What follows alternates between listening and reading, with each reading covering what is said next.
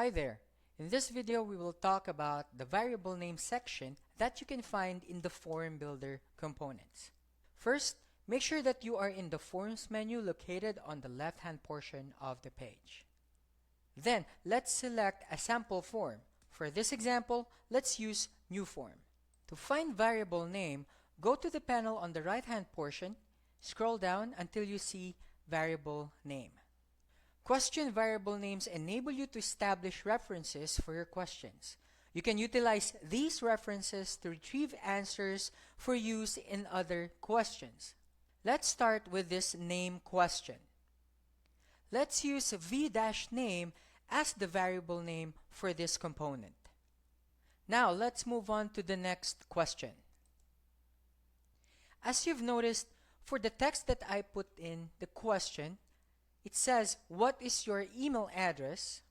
And the variable name that we set for the name question, which is v-name, that is enclosed in two curly brackets. It only means that whatever is the answer in the name question will be the one that will show up on this section. Now let's publish this form and see how it's gonna look like. Let's click OK and let's type in our name.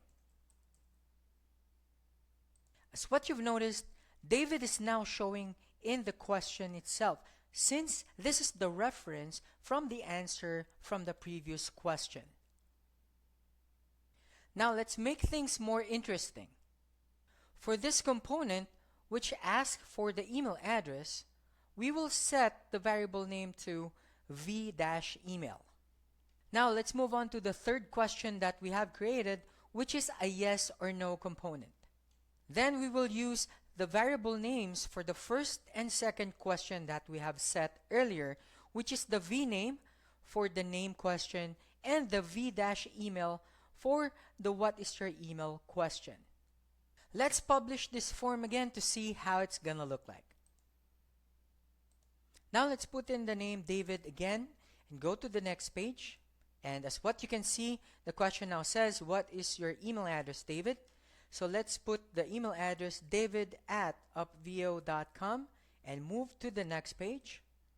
It now says David is the email address david@upvio.com, the best way to reach you. It's easy to use a variable name in your questions. Just place the variable name inside double curly brackets like in this example. Upvio's form builder is super amazing. It helps make your forms more personalized and visually appealing. Perfect for connecting with your audience. That's all for now.